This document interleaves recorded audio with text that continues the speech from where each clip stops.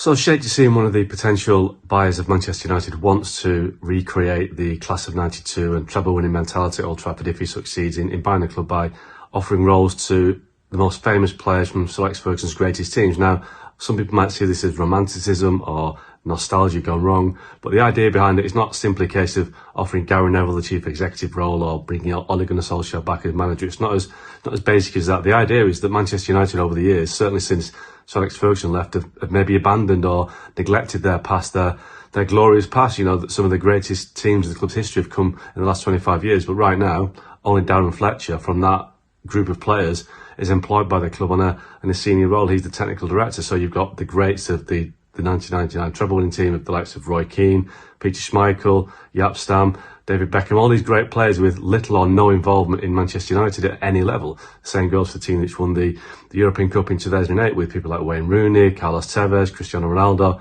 Obviously, Ronaldo's moved on to Al Nassr, but there's so many players of the recent past that have no involvement at Manchester United. Now, the idea that I've been told is that Sheikh Jassim wants to bring those players back into the fold in different kinds of roles to tap into their experience, their profile, their expertise, in the sense that when you look at other clubs around Europe, you know, Liverpool have Kenny Dalglish, who's got a senior position. You've got Ian Rush, who's involved on a regular basis. He's very prominent. You've got AC Milan, have people like Franco Baresi, Paolo Maldini.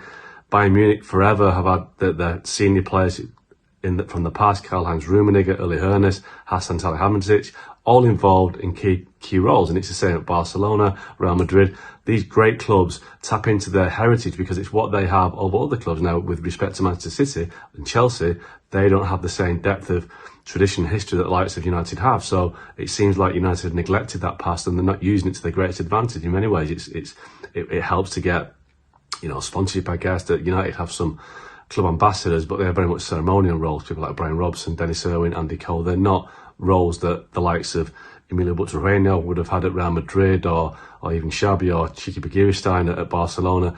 Roles that have an impact that are important, that help advise the senior figures. So it's a way for the Qatari-backed bid by Sheikh Jassim to reflect that and to give a nod to United's tradition, but also just to offer a reminder to other clubs that United have a great history and a tradition that they want to cherish and take advantage of and make the most of. So if Sheikh Jassim does succeed in buying out the Glazers and buying the club, there will be a role on offer for the players from the past that if they wanted, they could come back in as ambassadors maybe, or higher up than that, senior figures that have a real input into how the club is run and how the club recreates the DNA that it's maybe lost in recent years under Glazer ownership.